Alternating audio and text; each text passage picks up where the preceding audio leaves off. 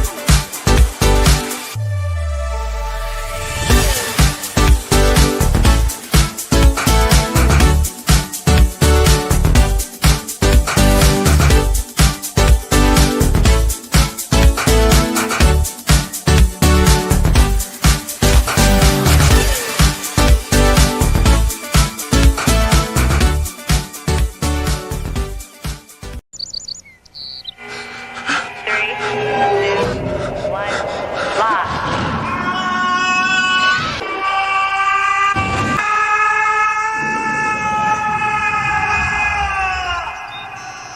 Cool.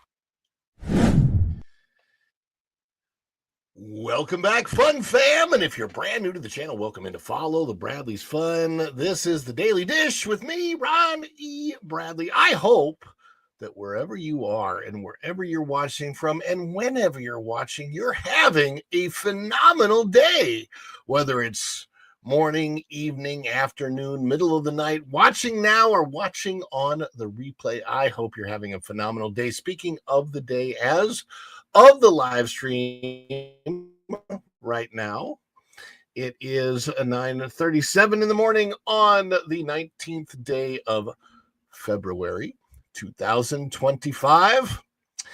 And what does that mean? That means it's Wednesday. That's all. It's no more holidays, no more hump day.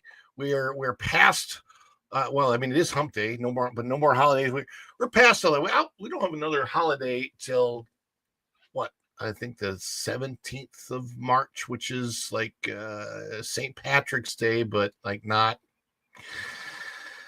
a huge holiday or holiday weekend. We're coming to the end of Festival of the Arts at Epcot soon, because it's a ridiculously short festival, and they're about to do Flower and Garden. Already getting set up for Flower and Garden out there. I think we're going to try and make it out there possibly today, definitely this week sometime. And my goodness gracious. it's I'll tell you one thing. There's nothing I could do. The one thing that really does bother me about the whole live stream format, as far as ads are concerned, um, on YouTube, it seems like ads hit right when all of my intro stuff is done. See, the thing is, you need that 5 to 7 minutes of intro time to get people to come on in, right? And supply people coming into the live stream, because people, you get the notification, and of course it takes you a few minutes to come on into the live stream after the notification. And YouTube, there's no way to set it so that, like, I wish they would set it so I could go, ads don't start until at least 15 minutes into the show, and YouTube doesn't have this thing. I need to suggest that. I don't know how to suggest it. I don't have a big enough channel to where I have an ear to the YouTube people, but anyway, it would be nice. It would be nice if I could suggest that. But yeah. Yeah, Dan's Life at the Kingdom gets out to the parks a lot more than I do. I'm not out there. To be honest with you, I don't really want to go out to the parks as much as I did in the past, as far as Disney is concerned, because it's just not. Disney's not as magical for me as it once was, and I don't really like spending my money with Disney. The company, the values, they don't align with my values and the family values that Walt had, and so it's much harder for me to take my hard-earned money, which I earn here on YouTube and working on everything, and then throw them back to Disney. I'm like, but what that company is doing with the money is disgusting to me. So like, I hate that. I don't want to support any of that, and it's very, very difficult. So, and I have to cover it. It's like, going to see Captain America: Brave New World. I didn't really want to go see it, but kind of felt like it's my job to cover it. So I had to. I don't know if I'm going to do that for Snow White or not, though, to be honest with you. I don't know that I want to spend a single dime, to watch it, because it's just going to make me sad. So I don't think there's any reason for me to watch it, to review it, to Snow White. It's not going to be great. So I would probably say that if you want to join me in not watching Snow White, we can talk more about that than the actual movie. But first and foremost, I need to say hi to everybody that is coming in, because as you guys know, you give me the energy to be here. You're the energon to this transformer. You guys are the energon that makes this guy transform and roll out of bed in the morning. A toast, Autobots. Boy, these are good. I needed to refuel. Energy!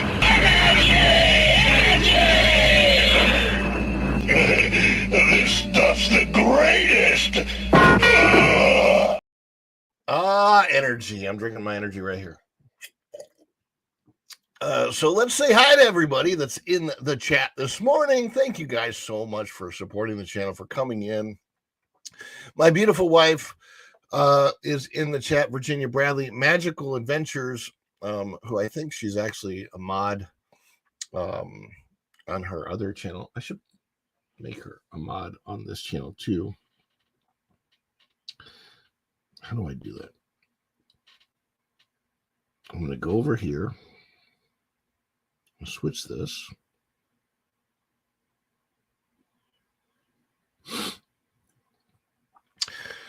And I'm going to make her a moderator for this account that she's in right here.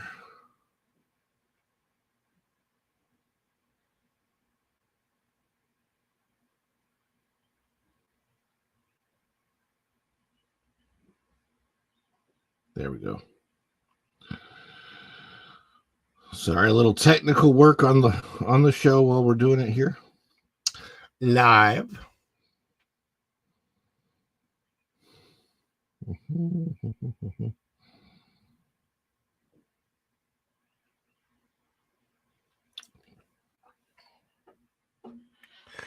And now let's say hi to everybody that is in the chat. First through the door this morning was Jeremy Heath. He says, hello, hello, hello, hello, Jeremy Heath. Vinny T asking questions, even for the Guardians. Yes, all the virtual queues will be gone. We're going to talk about that. We have a story about that to get to. Dan's Life of the Kingdom says, you know what's funny? I posted the announcement in the Facebook group. Not one person mentioned anything about Tiana's Broken Adventure because nobody cares about Tiana's Broken Adventure. That's why. Pam Epson, hi, Ron. Hi, Pam. Hi, Pam. Good to see you out there. Alyssa, 1225. 1225 is Christmas. I don't know what the 1225 means in your name, but to me, it just immediately makes me think of Christmas because 1225 is December the 25th, which is Christmas. Happy to, maybe your last name is Christmas. Is that possible? Happy to be here early. Good morning. Getting a late start to my day. Well, that's okay. Always good to have you here and in the chat, Alyssa. Appreciate it. Tom F., our great mod, is here in the chat. We've got Tom F. and Jeremy moderating. And welcome a new moderator, Native Hawaiian. Aloha and good morning, y'all. And Dan's Live with the Kingdom says, good morning, everyone. Sorry, but get in line. Actually, I mean, there was still a line, so perfectly fine. Juliet is here. Juliet says, good afternoon. Follow the Bradleys in chat. I'm going to do a sound check. Sounds fine to me. And my beautiful wife is now in the chat and now a moderator on this channel. She's got two channels. She's got Virginia Bradley Adventures and Virginia Bradley Magical Adventures. Two different subject matters that she tackles on both of those channels. So she says, good morning, everyone. My beautiful wife. Bienvenidos. Welcome, everybody. Native Hawaiian says, hello. Hiya, Juliet. Hi, Native Hawaiian. And Native and Virginia and Tom and Virginia and Dan. Oh, yeah, me burping. The Groot Topiary is back, hopefully with the music playing. Good morning, Native. Bud Files is here. Good morning, Sue. Good morning to the Bud Files. Yes, the Flower and Garden Show, the Pollen and Allergy Show, except that really the Pollen and Allergy Show for me, it's like February 1st, clockwork every single year. The last week of January, I can feel it coming on. The first week of February, it's like Sneeze City, and now it's just like raining pollen. It's cheese dust on every car. It's so gross. Snow White is an easy swipe left. Yes, indeed. Dee-dee-doo-dah. It is. I just have no, like, look, I support the original Snow White all day long. As a matter of fact, we should organize a Snow White protest where everybody who has access to Snow White on Disney Plus watches Snow White, the original classic cartoon, watches that on Disney Plus and doesn't go see or support the live action Snow White. Can we organize that? How do we organize that? That would be, I think, a really, really good thing. What's up, Wayne? Wayne says hi to Ron and Virginia Fairbrook Studio. That's Wayne across the pond. And hello, Fairbrooks. Vinny T is here. Hey, Vinny. Vinny T is back. Equus Heart. I love seeing Equus Heart in the comics. Morning, everyone. And Fairbrooks is here. And Native and saying hi. And everybody. Yay. And you're a moderator? Yay. Yes, you're a moderator now. In the doc's office. Oh, well, that's no fun. Yeah. No. Hola, beautiful to my wife. Trying to see Alyssa 1225 is related to my middle name and date of birth. Is your middle name Christmas? That would be cool, actually. That'd be very, very cool. NDW is here. I see her in the house. She says, I need coffee, and that's okay, service dog. It's okay to miss. There's always a replay later on. the thing I'm working on the most is trying to figure out in my schedule where I can put time to take this and not just edit these videos. Sometimes these videos, the quality on the replay is not as good as I would like it to come out in its own separate video. So what I need to do is get back into the studio, and sometimes I would have to just redo these stories outside of a live stream in a separate video, in separate videos to put them up on the channel, but I need to be doing that.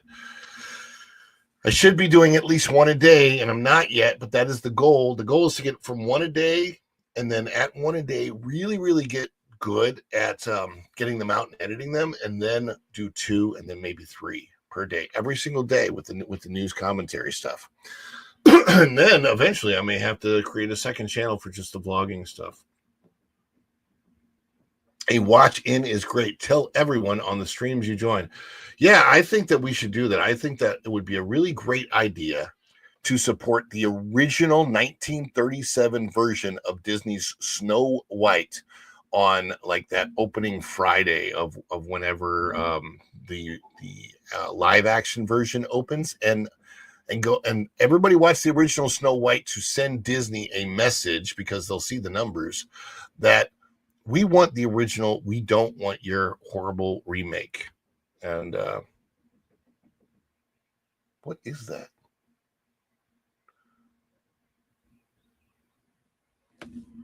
There's like a knocking going on outside of my window.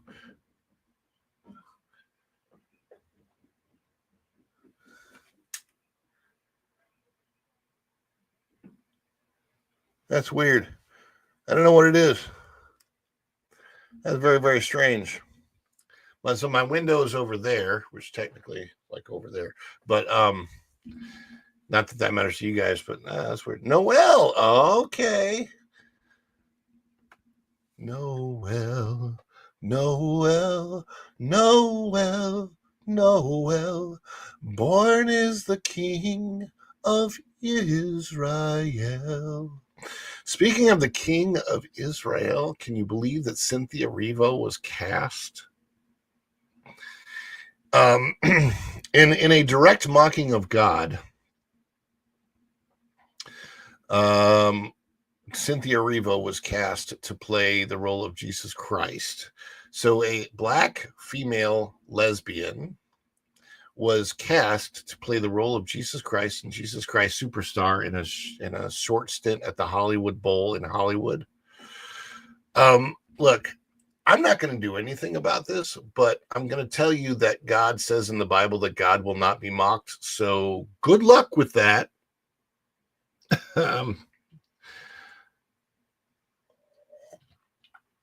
Yeah, you know what? It's not up to us. It's not up to us. You know, there's a scripture in the Bible that says, vengeance is mine, saith the Lord. And you know what? Let the Lord do what the Lord does in that situation. But it's I'm just saying I don't think that's a really great idea. That's all. It's it's funny because it's different in Islam. In Islam, if she were to mock Muhammad, their prophet, the people who practice Islam would have the right in their religion to make her pay. That's not the Christian religion. The Christian religion is about forgiveness, and we can point out that she's mocking God by doing what she's doing, but we also have to forgive based on probably her ignorance. And Jesus Christ set that example when he said, forgive them, Father, they know not what they do. And that's that. But that is the difference in religion. Anyway, I want to thank everybody for being here. Hey, it's Nita. Nita's in the chat. What is up, Nita? I have something for you, because I don't know if you've seen this yet, Nita. And because you give me the bear stories for culture, I think think you're going to like this. So you guys know that we love to celebrate on this channel. What do we celebrate? We celebrate you, the audience watching. We love you guys coming in here. We love to celebrate. Anytime there's you support the channel with a super chat, super thing, super sticker, PayPal, buy me a coffee, buying anything from the spread shop, anything like that during the show. Maybe you become a member or memberships drop during the show. We love to celebrate.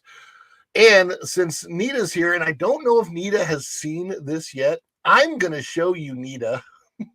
Get ready with your, if you are a member and you have the member emojis, get ready with the member emojis. But I'm going to show you the newest celebration that we have put on the channel for any of your support. So anybody, and by the way, if you're supporting the channel with the super chat, super thing, super sticker, whatever membership, and there's a particular celebration that you want now that we're kind of diversifying the celebrations, let me know. And I'll be happy to play the right one for you. But I think, Nita, I think you're really going to appreciate this one. Let's roll it.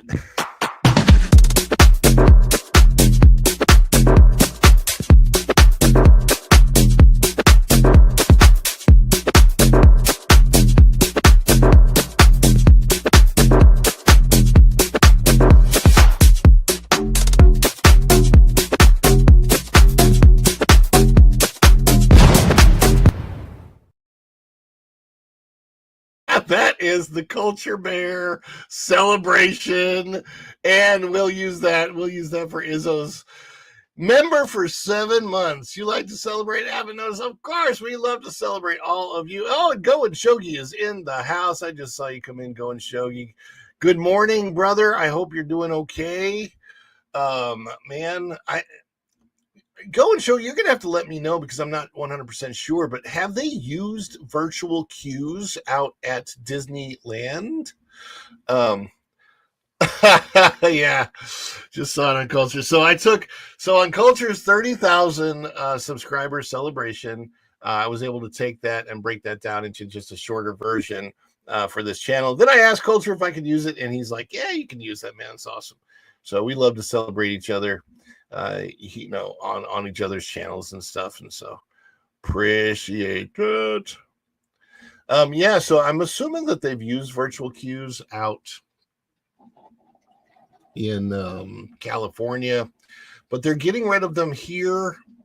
And so we're going to get to that story in just a few minutes. Speaking of Culture, is anybody on Culture Watch? Does he have his link up yet? They used virtual queues when Rise of the Resistance first opened for a while, and it was a mess. I can imagine. So a lot of people like virtual queues. A lot of people don't like virtual queues. We're going to get to that and talk about it. I want to talk about Captain America first. I'm trying to see if Culture has his link up.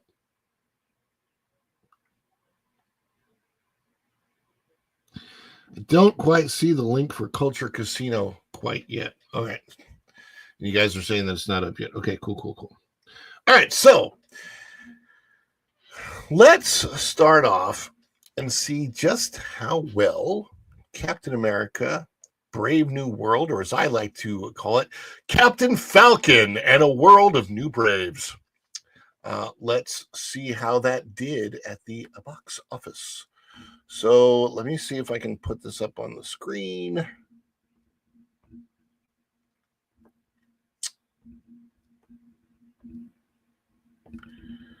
And we're going to go to a website called The Numbers. And this is out of the numbers. This should be the final and correct numbers for the first weekend.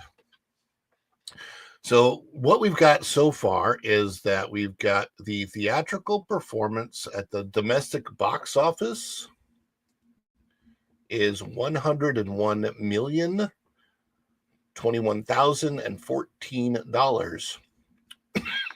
Wonder who bought that extra ticket and made it to 14.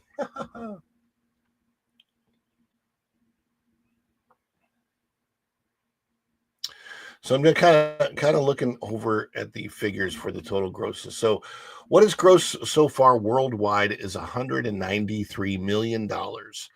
And notice that the international box office is lower than the domestic box office for this. Also, I saw a breakdown of these numbers where the audience percentage, who's supporting this movie more than anyone else. 35% of the audience was white people supporting this film. It only had like 23% of the audience were African American. So I thought that was an interesting figure. Because it seems to turn out that 37% of the audience for Black Panther was African American. 23% of the audience for Captain America, Brave New World was African American, which shows a much, much lower percentage of support for this. And I think that I think people want their own hero. So rather than a hand-me-down,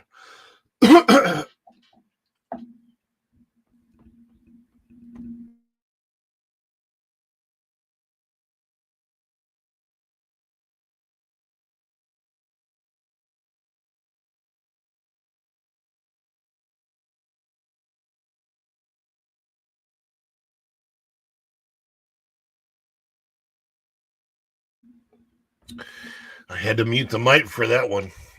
It is morning, and all of this is still waking up, everybody. Because I don't get up at 3 o'clock in the morning. If I actually was doing this on a professional main media show, I'd probably have to get up at 3 o'clock in the morning. Probably wouldn't get very much sleep either. So yeah, what I would say is that this is probably not the best looking box office. It has a B- cinema score. It's early box office return for the weekend. This is over 5 days. So actually 6 days is what it's giving me. So this is through Tuesday. It's got 101 million. I don't think the legs for this thing are going to be good. I don't think the word of mouth is going to be very good. I don't think it's this. I think it's the fact that Disney can buy a lot of tickets. Disney wanted to, I think Disney wanted it to hit that 100 million to try and advertise it better. And they will take their marketing budget. They'll buy tickets with some of their marketing budget and they'll throw it into the numbers. Yeah, no, I agree. It's hard to buy that those numbers are real or actually, let me put it this way. The numbers are real, but do they really represent actual butts and seats? That's the question. So, yeah, Anita says, I have a hard time believing those numbers as my theater near me is owned by a friend of mine. She said it was extraordinarily low selling in her group of theaters. Yep. And when I went to see it, there were 7 people, including myself, in the theater for our showing. And it was the largest theater seat capacity theater in the theater that I went to, the venue that I went to. So,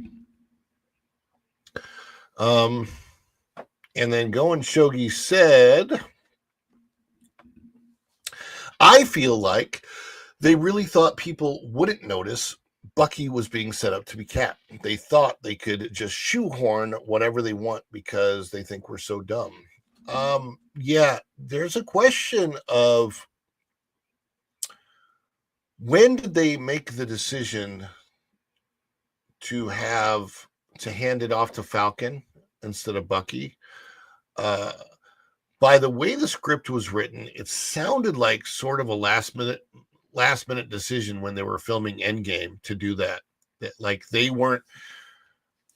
I don't think the Marvel writers or Marvel higher ups were sure, because if you really think about it, it could have been Bucky, or it could have been Sam. The other thing we never have an answer to the question of is the question of where is that shield from that Sam has, because it's not Cap's shield, right? Cap's shield was broken by Thanos in Endgame. So Captain America did not, and this is very clear, Captain America did not pass on his shield to Sam Wilson. He could not have passed on his shield to Sam Wilson. The shield he passed on to Sam Wilson, he had made for Sam Wilson. It's not the Captain America shield. If you look at it, you'll notice it's a different shield. It looks different. It's designed different. It's not Steve Rogers' shield. Yes. So Justina says, Ron, there's a true thing. And my friend told me that the Association of Theater Owners has complained about ticket sales, but low occupancy. They lose money in junk food sales. Exactly. It's true because theater owners make their money primarily on the food, merchandise, anything else that they sell. So if you go to my theater, it's a dine-in theater now, and they sell everything from hamburgers and hot dogs to pizza, popcorn, nachos, and then they have some other kinds of dishes that they sell. They sell a lot of different dishes, a lot of different food at the theater that I go to. They sell they have a liquor license, so they sell beer and wine and liquor and all that kind of stuff. That's where my theater makes its money, and because of that, the seats are not priced as high, and it's a really great theater to see a movie at. They have Dolby sound, they have digital projection, and the theaters aren't huge. The screens don't need to be big because the theaters aren't huge, and it's a really nice, really comfortable place to go. And it's a Touchstar Cinemas theater. There's only 3 of them in the nation, so I feel very blessed to happen to have that chain near me. Captain America shield made in China. It very well could have been. We don't know where it came from. I sure would like to know.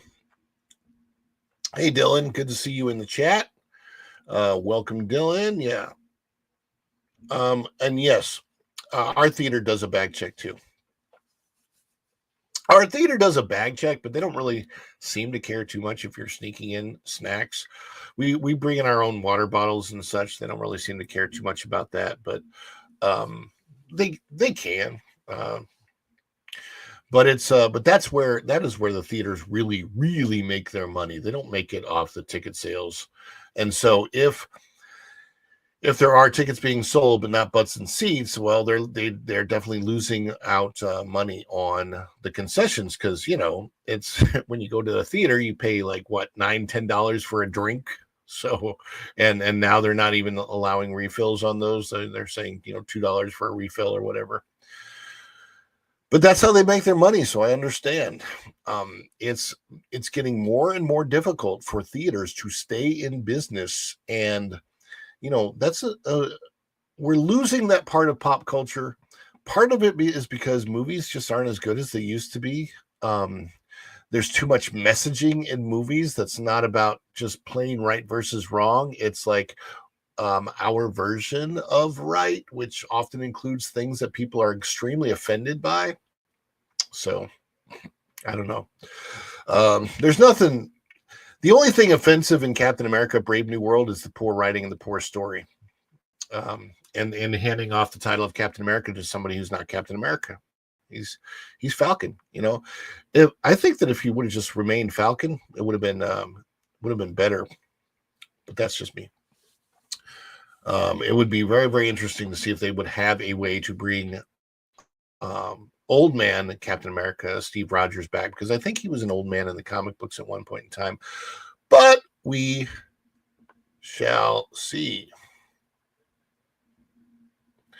And as far as Captain America is concerned, this is what it looks like.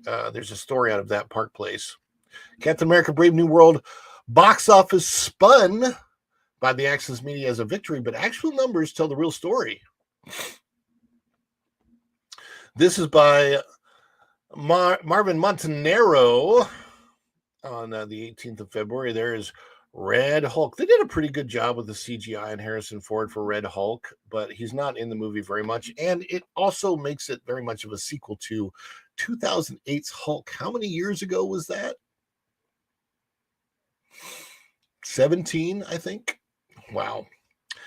So Captain America Brave New World opened over the holiday weekend to a domestic box office total of $100 million, with $88 million coming from its first 3-day weekend. I say that in quotes because it's actually 4 days, Thursday, Friday, Saturday, Sunday, and an additional $12 million from the extended double holiday. Internationally, the film grossed $92.4 million, bringing its worldwide total to $192.4 million. Now, while many access media outlets are celebrating this as a major win for Disney Marvel, a closer look at the numbers and the film's actual costs tell a very different story. How does Brave New World compare to the MCU's biggest flops? When stacking up Brave New World's $88 million 3-day opening against a list of MCU failures, the results are mixed at best. So the Marvels, that opened the lowest with $46 million. Really pitiful opening weekend for a Marvel movie. The Eternals opened with $71 million. Ant-Man and the Wasp, Quantumania, opened with $106 million opening weekend. And when that film was first announced and came out, I was actually excited to go see it. And then I saw it and I'm like, wow, this film sucks. There were so many things in Quantumania that they just got so wrong for an Ant-Man movie. Thor: The Dark World opened at $85 million, but that was well over a decade ago. I think what's 85 million? It was 85 million, but it was 2000. Was it 10 or 11? No, Thor opened in 10. No, it had to be 13. It was I think it was November of 2013 or 2012. I think it was 2013. Yeah, 2013. So that was 12 years ago. So $85 million opening weekend for Thor: The Dark World. Going back in time that much, and then Iron Man 2 was considered a flop for some reason, $128 million opening weekend. Except I don't think Iron Man 2 was a flop at the box office. I think it was actually very successful at the box office, and then later on was considered a much more poor movie. But I like Thor: The Dark World and I like Iron Man 2. I will like both those movies. I like the Ant-Man movies except for Quantumania, and it really has to do with the recast of Ant-Man's daughter. I just could not stand that girl at all. And I was so mad that the original actress wasn't given the opportunity, as she had grown up quite a bit, to play that role. And that sucked. Like, they should have made her. They should have brought her back in. But anyway, over and done. Can't get back to that. But Brave New World sits between Eternals and Quantumania, both of which were considered major disappointments for Marvel Studios. Yes, it performed nearly twice as well as the Marvels, which flopped with only a $206 million worldwide total. But is that really the benchmark for success now? It also barely scraped by critical disappointments for Thor: The Dark World and lost to Iron Man 2, both of which came out when movie tickets were much cheaper. We'll talk more about inflation in a moment. By the way, look at this picture of the Falcon as Captain America. Now, when I look at that, I have no idea why he was not renamed the American Eagle. I know there's a store called American Eagle Outfitters. Hey, Erica, I see you in the chat. Hey, Braylon, see you in the chat. Good to see you here. But I'm looking at this image of him, and I'm telling you, there's no reason. What they should have done is passed on the shield to the Falcon, and with his wings, called him the American Eagle. I just think that it just like makes more sense. He's wearing yoga pants and a big giant. By the way, the weight of this outfit, if it were real, it's not obviously, but the weight of there's so many things that he does in this outfit that are like literally would be impossible, just due to the weight of the outfit if he doesn't have super soldier serum. There's so many points of this movie where you can't suspend disbelief because they're just literally too outrageous. But that's a whole nother discussion on its own. Getting back to the story, though, there's the picture of him in 2011 when the first Avenger debuted. The average movie ticket cost was only $7.93. In 2025, the average ticket price is $10.78. And I think a lot of people are paying $15 and $20 to go to the bigger, like the prime screens. In the time between 2011 and 2025, inflation has gone up roughly 41.6%. Well, that's crazy. That's crazy. That's a heck of a lot of inflation.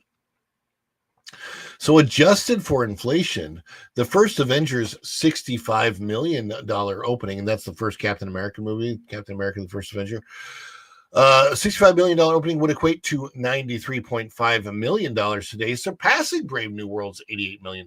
Brave New World was also in just about every IMAX, Dolby, and 4DX theater in the country this week, and those tickets are even more expensive. When the first Avenger came out, many theaters didn't even have IMAX screens, and 3D was starting to become more widespread at that time. This means Brave New World failed to outdraw a film released 14 years ago when the MCU was in its infancy. This might be the third highest earning Captain America movie of all time, but it had the smallest audience. The budget controversy. Now, this is important to this movie in particular. Perhaps the most contentious issue surrounding Brave New World is its actual production budget. Many Access Media outlets, including The Hollywood Reporter and Deadline, have cited a $180 million budget, claiming that the film's break-even point is around $425 million. This figure has been parroted by other outlets, including Culture Crave. However, industry insiders and respected journalists have called this number misleading. Jordan Ruimi of World of Real, one of the first to report on the film's ballooning budget, stated, now, of course, Brave New World didn't cost $180 million.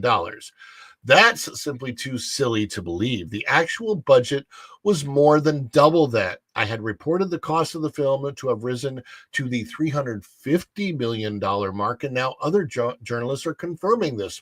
Joanna Robinson and Dave Gonzalez, who wrote one of the most extensive MCU books, have been told that overruns and reshoots drove the Brave New World budget to $380 million.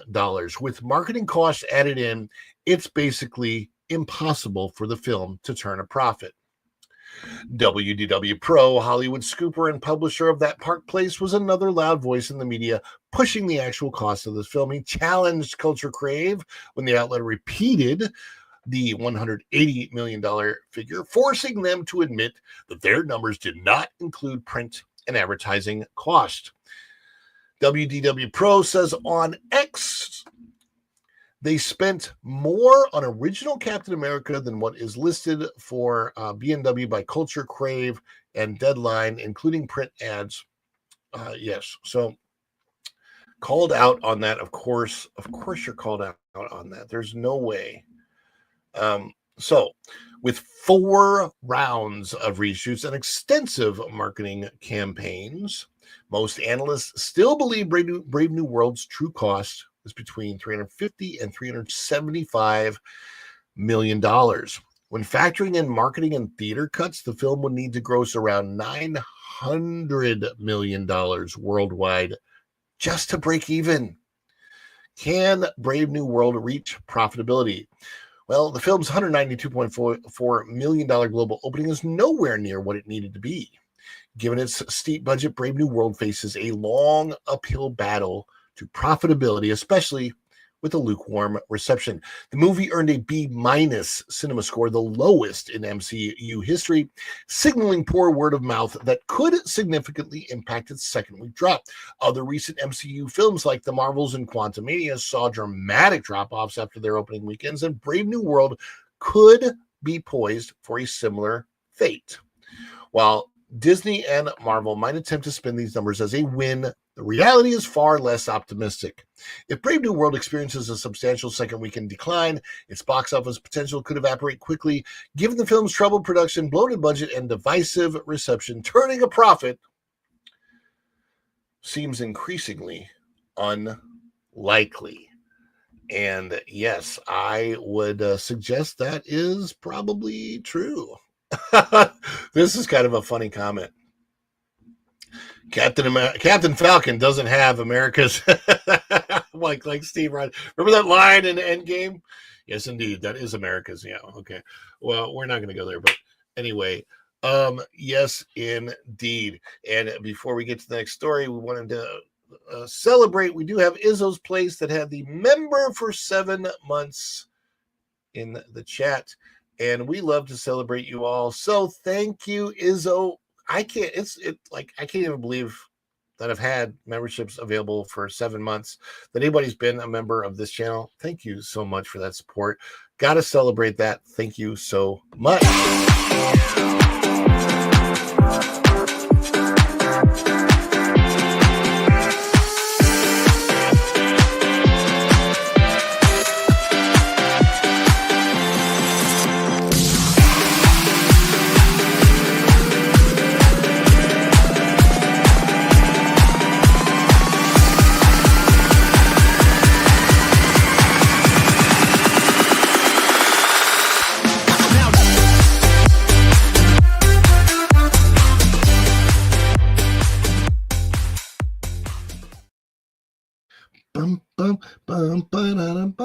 Okay.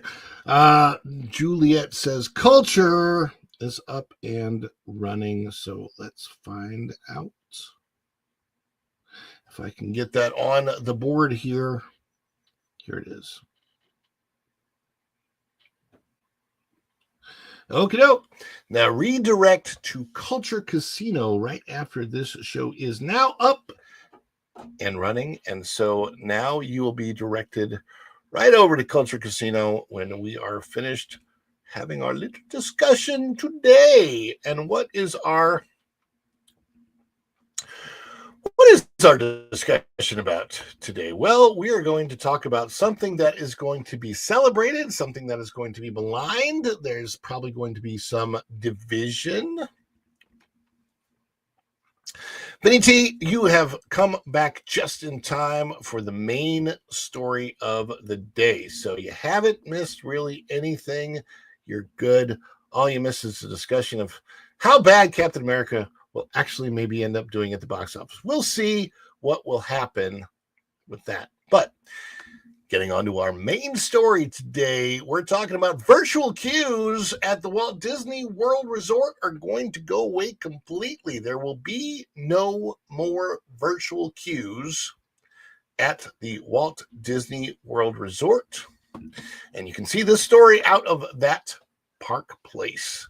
Now, before I get to the story, I will preface this with what a virtual queue has been. And I think they started all the way back with Rise of the Resistance when it opened.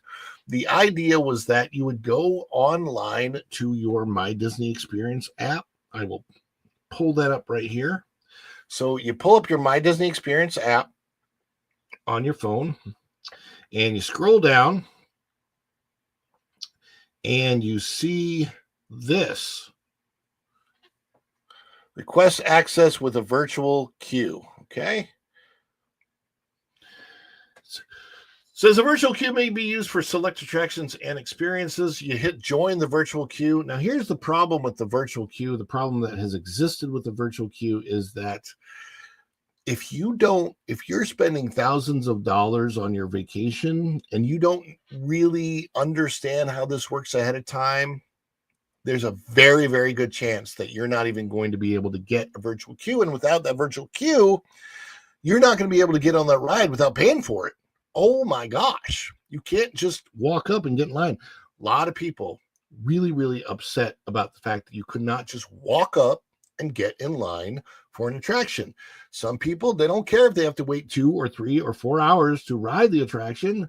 As long as they can get in line and do it, that's fine. And you should be able to do that. But with the virtual queue only allowed people that got a virtual queue to get into the queue or the line, or you had to pay for a lightning lane experience.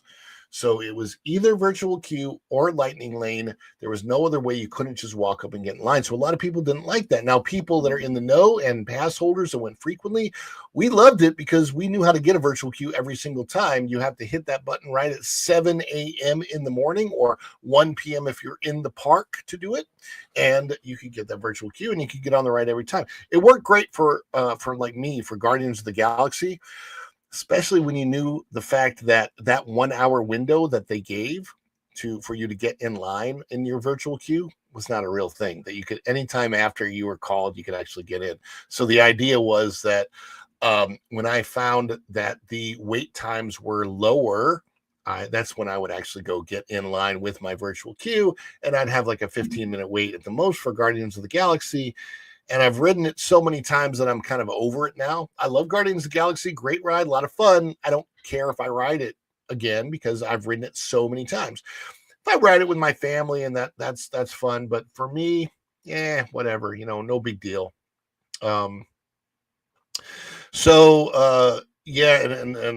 You would use your magic band, of course, to scan in there. Braylon talks about the magic band over here, and he says, talked about magic bands yesterday. They are non-existent at this point because people are using their smartwatches and smartphones more.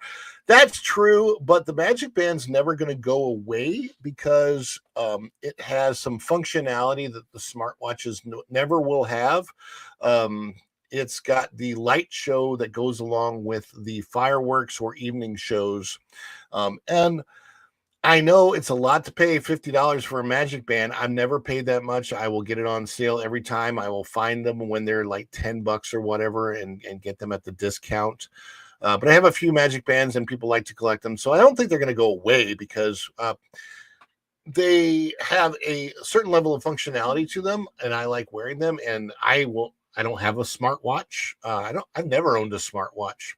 So, I think that they're a novelty item more than anything else, but they're a usable novelty item, and I don't think they're going to go away for that. But so I've explained what the virtual queues are. So with them going away, what it means is that now you'll be able to get into any line that you want to at Disney without having to worry about that whole 7 o'clock thing. This is great for people like friends of mine that came in a couple years ago, wanted to ride Rise of the Resistance. They didn't know what a virtual queue was. They didn't know how to get it, but they wanted to go on Rise. I was able to get a virtual queue for them and then join up with them in the park later and have them added to my group. And then at that time, guest services was so nice that they added them to my virtual queue. Now, I don't think guest services is doing that these days, but they were nice back then. This is about 3 years ago. So, and I was able to get them on Rise of the Resistance because of that. And that's when Rise had a virtual queue. But now you can just wait in line. So let's see what That Park Place has to say about this, again by Mr. Montanaro out of That Park Place on February the 18th. This is the concept art for Tiana's Bayou Adventure. I will say the one thing that is accurate about this concept art is that you'll notice in the art, the animatronics are still. That's pretty accurate to what you're actually going to see when you go through the ride, because most of the time the animatronics are broken now, and so they're just still, and they don't care. They just leave them alone. So Disney has announced that the remaining attractions using its controversial virtual queue system, Guardians of the Galaxy Cosmic Rewind at Epcot and Tiana's Bayou Adventure at Magic Kingdom, will transition to standby lines starting February 25th, 2025. What is that, 6 days from now? So you've only got 6 days left to use that virtual queue. Use it if you got it. This marks the end of the virtual queue era across Walt Disney World parks, at least for now. A move many fans have been demanding for years, and that's true. It primarily affects the people that are paying the most to go on vacation. The virtual queues affect pass holders in a better way, because if you're a pass holder and you're in the know, you know how to get a virtual queue, and you'll get it every single time. Since its debut in May 2022, Guardians of the Galaxy Cosmic Rewind, an immensely popular indoor roller coaster for Epcot, has relied on the My Disney Experience app's virtual queue system.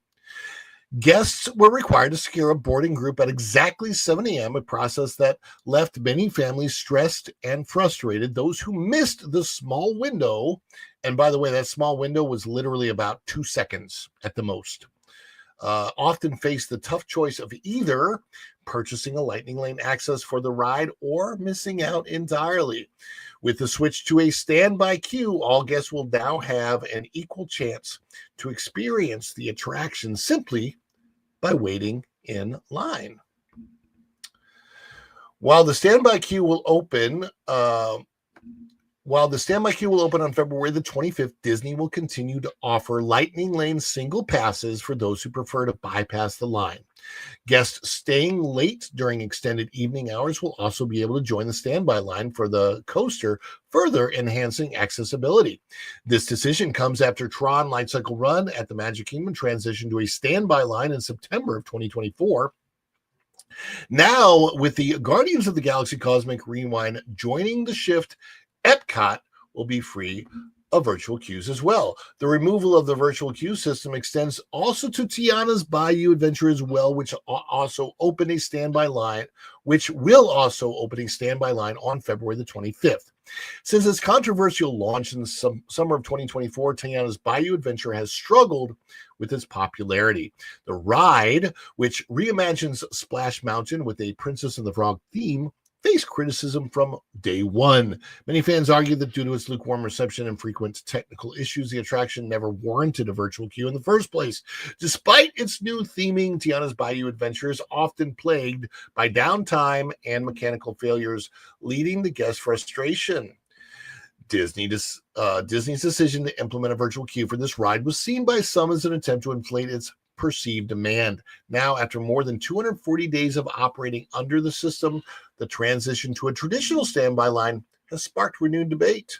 Like with Guardians of the Galaxy Cosmic Rewind, Lightning Lane multi-pass access will still be available to Tiana's Bayou Adventure. However, Magic Kingdom guests can now opt for a standby line without the stress of securing a virtual reservation at dawn. With this update, Disney has effectively eliminated all virtual queues from its parks, finally addressing a major pain point for guests.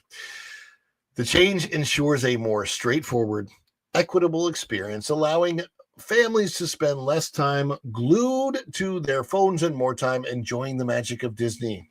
Of course, it's altogether possible and probable that Disney will roll out the virtual queue system again the next time it opens a new attraction. That might be for Test Track this summer, by the way. Are you glad to see the virtual queue system for Guardians and Tiana's Bayou Adventure go? Well, what do you think, guys? Are you happy? Are you happy? Vinny T, I love this, says, lost count. Yeah, I'm the same. I've ridden that ride so many times I've lost count. But now it's. I wish you could pick your song. You can't, because the whole roller coaster gets to hear it, whatever train you're on.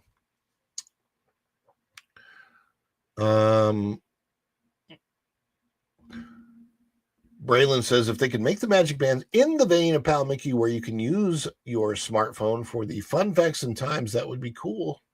Oh, that would be cool. But so much of that, I don't know if they would ever integrate that much. The Magic Bands and lounge flies are my addiction. Look, in our family, I wish I wasn't. So I wouldn't say I'm addicted, but there's Disney merch that I really like. The popcorn buckets, number one. My wife loves the lounge flies, but I don't think we have that many. We have they're expensive, so I think she might have maybe 3 or 4 of the lounge flies, and then she wears the same one, and then we'll wear it out after time. So, and they're just really expensive. The lounge flies are like $88 and up. Some of them are $200-$300 for those Loungeflies. Oof, those are expensive. The Magic Bands you can usually find on sale, and I can find ones on sale for as low as $10. Even the Magic Band Plus, like the new ones. Popcorn buckets are hard to find on sale. So those are the ones that get really expensive because they're about $25 each for the nicer ones that we have, like this one over here from Christmas time. And I got a Stitch one below me. We got popcorn buckets all over. No good place to display them yet. And so I'd say for us, popcorn buckets are probably our biggest. I don't know, for whatever reason, they're the thing that I like the most. I'm weird that way. And it's the Disney popcorn buckets. It's not even popcorn buckets from other places, although that may start. SeaWorld has some interesting popcorn buckets from time to time for sure. I'm curious how Guardians will be the night before closing. I don't know what you mean by closing. I don't know if you're talking about closing the virtual queue or something else. Good morning, Pixie Dust Traveler. What is up, Tracy? I hope you are having an amazing day. But that is all for today's stories. So I want to thank everybody, each and every one of you coming in. I am back. Nita's back. I still use my old free ones. Oh, the Magic Bands last forever. So if you still have the old Magic Bands, the free Magic Bands that you got with your stay, they still work. They still get you to the park. They just don't, do the flashy light things. Yeah, I know, with the popcorn buckets. What the heck? The virtual queues. I would say that I liked the virtual queue, but let me tell you, here's the one thing about the virtual queue that I will say, because there's probably a lot of people like me. If I thought I might want to go to the park and I thought I might want to ride the ride, I had to get a virtual queue. I didn't have a choice. As a pass holder, my only choice was to get a virtual queue for this ride, which means I got a virtual queue probably maybe upwards of 100 times that I didn't use it. Makes the system horrible. So as somebody who took advantage of the virtual queue system, I would still say that makes it kind of not good. Yes, I was able to take advantage of it, but it's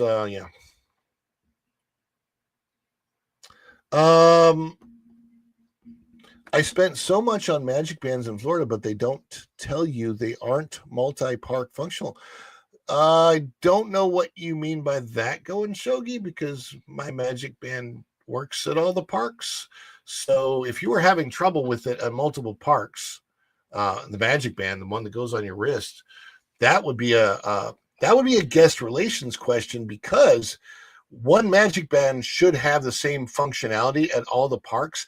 If it doesn't, it's probably needs a recharge. Oh, you meant at Disney World and Disneyland. Okay. I see what you're saying. Yes. So the Disney World Magic Bands can only be used at Disney World. They cannot be used at Disneyland. That is true. I see what you're saying. Yeah, absolutely. That is absolutely true. The Magic Bands are specific to, if you buy the Disneyland Magic Band, you can use it at Disneyland. You buy the Disney World one, you can only use it at Disney World. You can't use your Magic Bands worldwide. That technology, I guess, is proprietary. So, but the one thing I do want to say about this virtual queue system before we take off today is the elimination of these virtual queues signals that there's fewer people coming to the parks. With that signaling, with fewer people coming to the parks, the other thing that could very well, hopefully, fingers crossed, get eliminated, and this would move Disney World back towards a better operating time of 2019 and pre-pandemic, even 2020 up to the pandemic, of no reservation system. That is the next thing that I hope, maybe this is signaling that the reservation system will go away, because the reservation system is one of the stupidest things. You should not have to reserve your day at a theme park if you have a ticket already. You especially should not have to reserve a day at a theme park if you have an annual pass. The whole point of an annual pass is so that you can go on a whim. You should be able to be passing by Disney World at 10:30 a.m. and realizing that, oh, my appointment to the doctor got canceled. I think I'll swing by and go to Disney World instead because I'm a pass holder. If you can't do that, your annual pass doesn't have the value that it should. So I'm really hoping that this whole reservation system goes away because it's ridiculous, especially since if you realize that almost on any day, there's very, very few days that the reservations get blocked. If that's the case, you don't need them. The interactive magic bands do not last. They are a waste of money. Are you talking about the ones, the new magic bands? I've had mine for years. They've been okay. I don't know. It kind of stinks if you can't use a Disney World magic band at Disneyland or even a Disneyland magic band at Disney World.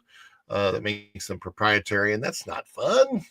They should be interactive between the two parks. However, especially since the Galaxy's Edge is the same Galaxy's Edge.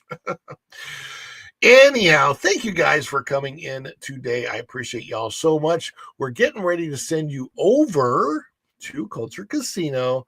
Thank you again, Izzo's Place, for being a member for 6 months. And for that, I think that before we send you over to Culture, we do a Culture celebration.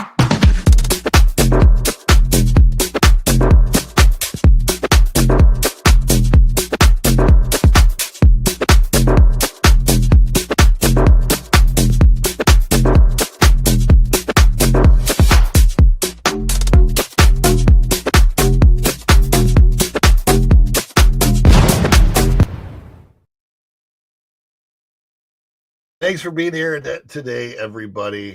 We've got a lot more coming out on the channel. I'm going to be editing my MegaCon visit, so you're going to see all that kind of stuff that's coming up. Haven't been able to figure out how to edit it yet, but I think I have an idea now. So I appreciate you all being here today, and until next time, we will see you real soon. Bye, everybody. Ciao. Thank you.